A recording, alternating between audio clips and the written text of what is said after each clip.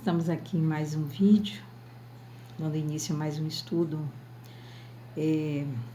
da Palavra de Deus. E hoje nós vamos falar sobre as consequências da queda do homem. E eu espero também que todos vocês estejam bem, que a bênção do Senhor esteja dentro dos lares de vocês e que a paz do nosso Deus também, que excede todo entendimento, esteja em cada coração. Bom, as passagens que nós vamos estudar hoje está lá em Salmo 51:5 e em Romanos 5:12. Salmo 51:5 diz assim: certamente em iniquidade fui formado e em pecado me concebeu a minha mãe. E o texto de Romanos 5:12 diz assim: portanto, como por um homem entrou o pecado no mundo e pelo pecado a morte, assim também a morte passou a todos os homens, por isso que todos pecaram. Bom, a gente já viu, né, já falou muito sobre o pecado, e hoje a gente vai falar mais um pouquinho sobre as consequências, né, da queda do homem. Bom, vocês viram que a narrativa da queda do homem em Gênesis, né, contém muitas lições profundas a ponderar. Então, desde o princípio, o homem foi feito com livre-arbítrio para obedecer ou não obedecer a Deus. Mas o homem usou mal o seu livre-arbítrio. Por desejar ser como Deus, o homem sucumbiu à arrogância, depois se rebelou contra Deus e caiu. Então, por causa do pecado, o seu relacionamento com Deus foi quebrado. Então, quais foram as consequências que seguiram a queda do homem e qual o seu aspecto hoje? Bom, primeiro deles, a cobiça. Esse é o primeiro aspecto do homem decaído. Bom, cobiça significa estar insatisfeito com o que se tem. É um desejo errôneo de adquirir a posse de alguma coisa que por direito não pertence ao cobiçoso. Esse desejo errôneo por algo que pertence por direito a outra pessoa é o pecado mais comumente cometido pela humanidade decaída. Então, o pecado da cobiça, ele começou lá no Jardim do Éden, conforme Gênesis 3:6. Diz assim: vendo a mulher que aquela árvore era boa para se comer e agradável aos olhos, e árvore desejável para dar entendimento, tomou do seu fruto e comeu, e deu também a seu marido que estava com ela, e ele comeu. Bom, através da queda de Adão e Eva, né, pelo menos 3 aspectos da cobiça nos são mostrados nesse versículo que nós lemos. Primeiro, a cobiça de satisfazer o apetite humano, né? Bom para comer, quando ela diz, né, quando Eva viu que a mulher, né, viu que a árvore era boa para comer. A cobiça de agradar os olhos humanos, agradável aos olhos, e a cobiça de agradar a inteligência humana, desejável para dar entendimento. Acima de tudo, seus corações estavam cheios do desejo de tornar-se como Deus, no sentido errado, e esse foi o maior pecado da cobiça. Então, desde que a cobiça entrou no Jardim do Éden, o belo jardim transformou-se imediatamente em terra amaldiçoada, com espinhos e abrolhos, e uma floresta de condenações para a humanidade. A Bíblia explica muito vividamente o que o pecado da cobiça trouxe à história da raça humana. No final da parábola do rico insensato, assim disse o Senhor: louco, esta noite te pedirão a tua alma, então o que tens preparado, para quem será? Continuou Jesus: assim é aquele que para si ajunta tesouros e não é rico para com Deus. Está lá em Lucas 12, de 20 a 21. Então, Jesus nos ensina que não importando quão grandes sejam os tesouros do cobiçoso, se Deus o chamar, tais tesouros de nada adiantarão. A cobiça é um pecado que faz a pessoa desejar mais coisas do que legitimamente precisa. Se ela for dominada pela cobiça para realizar seus desejos, a pessoa engana, calunia, rouba e até comete homicídio. O apóstolo Paulo advertiu, porque o amor do dinheiro é a raiz de todos os males, e nessa cobiça alguns se desviaram da fé e se transpassaram a si mesmo com muitas dores. 1 Timóteo 6,10. Em Colossenses 3,5 diz assim: fazei, pois, morrer a vossa natureza terrena, a prostituição, a impureza, a paixão, a vil concupiscência, a avareza, que é idolatria. Então, o pecado da cobiça não é cometido apenas por indivíduos, ele é cometido também por nações. Século após século, guerras irrompem continuamente entre as nações devido à cobiça. Por causa da cobiça, muitos patrões também se apropriam ilegalmente de partes do pagamento que por direito pertencem aos seus empregadores. Essa iniquidade, chamada cobiça, tem trazido guerra, pobreza, maldição, desgraça e morte para a humanidade.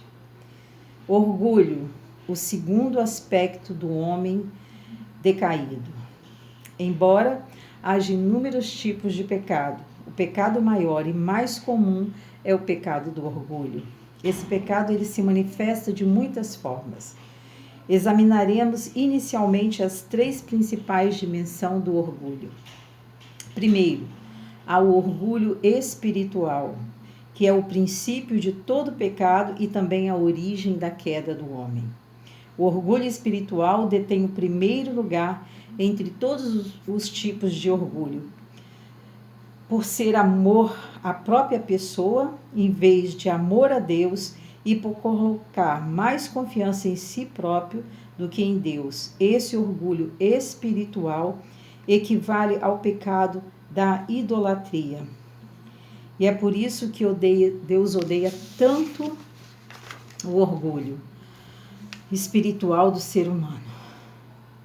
O Senhor Jesus não repreendeu os pecadores mais horrendos, como a mulher adúltera, os coletores de imposto e as prostitutas, mas repreendeu furiosamente os fariseus, que se consideravam os mais piedosos crentes e sempre se vangloriavam de sua religião. Segundo, existe o orgulho do conhecimento, que é aquele arrogante dos sábios para com os iletrados e mais pobres. Deus deu a todos nós certa capacidade emocional e intelectual. Quando não consideramos tais poderes como dádivas de Deus, o orgulho do conhecimento começou a brotar. O apóstolo Paulo confirma isso em 1 Coríntios 8, versículo 1 e 2. A ciência incha, mas o amor edifica. Se alguém pensa saber alguma coisa, ainda não sabe como convém saber. Devemos manter um espírito humilde pela fé, não pensando de nós mesmos, mais do que devemos. Não nos esqueçamos nunca de que a reverência pelo Senhor é o princípio de todo conhecimento. E terceiro, há o orgulho da riqueza e da autoridade. A Bíblia nos diz claramente que a capacidade para obter riqueza e autoridade vem do Senhor. E gostaria de ler para vocês, Deuteronômio 8, 18. Olha, vamos ver o que diz. Deuteronômio 8, 18. Antes te lembrarás do Senhor teu Deus, que Ele é o que te dá força para adquirires riqueza, para confirmar a sua aliança, que jurou a teus pais, como se vê neste dia. Então, quem dá as riquezas é o Senhor. 1 Crônica também, 29, 12, diz assim: e riquezas e glória vêm de ti, e tu dominas sobre tudo, e na tua mão há força e poder, e na tua mão está o engrandecer e o dá força a tudo. E em Romanos também, 13:1, diz assim: toda alma esteja sujeita às autoridades superiores, porque não há autoridade que não venha de Deus, e as autoridades que há foram ordenadas por Deus. Então, o pecado, né? O orgulho da riqueza e da autoridade. Muitas pessoas acham que a autoridade não vem de Deus. Então, o Senhor está falando aqui, a palavra de Deus, que toda autoridade vem de Deus e foi constituída por Deus. E riquezas, né? Quando ele diz das riquezas, que as riquezas vêm do Senhor. É Ele que dá riqueza, é Ele que engrandece e é Ele que dá poder para todos nós. Então é ridículo a pessoa brincar ou mostrar arrogância em relação a esses dons de Deus, como se fosse dono da riqueza e da autoridade. Precisamos ser purificados do orgulho e orar para permanecermos humildes. Bom, o outro pecado, pecado sexual, é o terceiro aspecto do homem decaído. Em Mateus 12:39, Jesus repreendeu o mundo como sendo uma geração má e adúltera. O mundo de hoje está cheio de pecado sexual e também promiscuidade, exatamente como nos dias de Sodoma e Gomorra. O pecado sexual é a consequência número 1 da queda do homem. Seja uma nação, raça ou indivíduo, sua destruição começa com uma queda espiritual, seguida de uma queda mental e depois de uma queda física. Essa queda física é a imoralidade sexual. Pelo grau de corrupção e podridão moral de um indivíduo, sociedade ou nação, nós podemos medir a condição presente deste indivíduo, sociedade ou nação. O pecado sexual é o mais fácil de cometer-se de todos os pecados e é também o pecado que traz os resultados mais desastrosos. O rei Davi não conseguiu desviar os olhos da tentação, por isso acabou tomando a mulher de Urias, Batseba, e cometendo adultério. Devido ao seu pecado, não somente o próprio rei Davi, mas todo o povo de Israel recebeu a ira e o castigo de Deus. Você pode conferir em 1 Samuel, nos capítulos 11 e 12. Bom, os pecados de adultério e imoralidade sexual ainda hoje trazem resultados desastrosos. A maioria dos casamentos de hoje se desfaz por causa deles. Com a mais afiada das armas de Satanás, a mais afiada das armas de Satanás, estes pecados danificam impiedosamente a saúde mental e a integridade da pessoa e muitas vezes prejudicam o futuro de jovens que tinham vivas esperanças e sonhos. O rei Salomão ensina: o que adultera com uma mulher tem falta de entendimento. O que tal faz destrói a sua alma. Açoites e ignomínia encontrará e o seu opróbrio nunca se apagará. Provérbios 6, 32 e 33.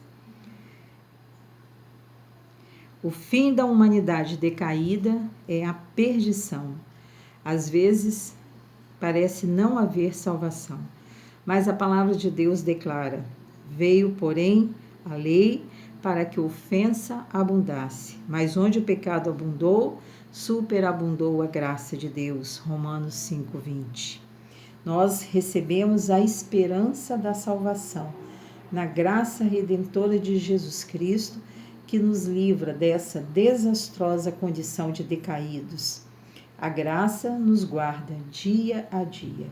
Em resumo, sem Jesus Cristo não há chance de recebermos salvação e escaparmos dessa condição de decaídos. Bom, então hoje nós falamos um pouquinho sobre o aspecto da queda do homem, as consequências da queda do homem. Falamos sobre a cobiça, o orgulho e o pecado sexual.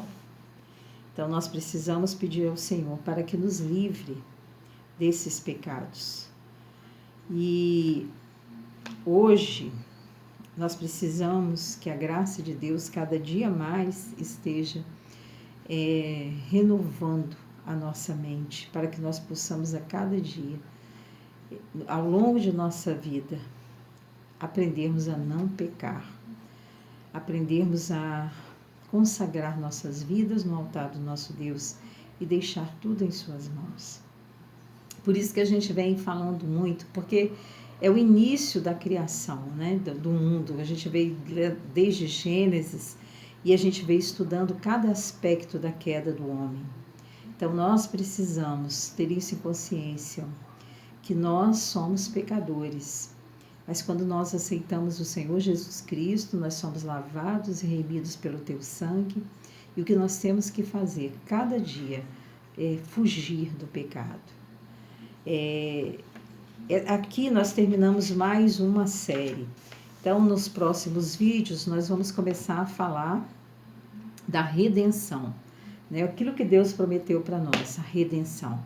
Vamos estar abordando alguns assuntos, né, falando de Deus, né? Que o nosso Deus é o Deus de justiça e amor, a aliança da salvação de Deus com Adão e Eva, a aliança de Deus com Noé, a aliança de Deus com os patriarcas, o Cordeiro Pascal e a aliança da redenção, a aliança através do sacrifício e a aliança através dos profetas. Então, fique ligado, porque a gente está dando uma sequência, são estudos pequenos, né, compactos, para que você possa meditar um pouco da palavra de Deus e aprender, né, dentro desse tempo, um pouco mais da palavra do Senhor. Então, fique com Deus.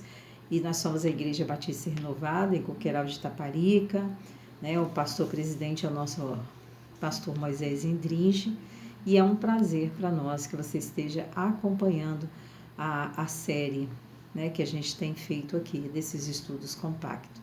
Fiquem com Deus e na paz.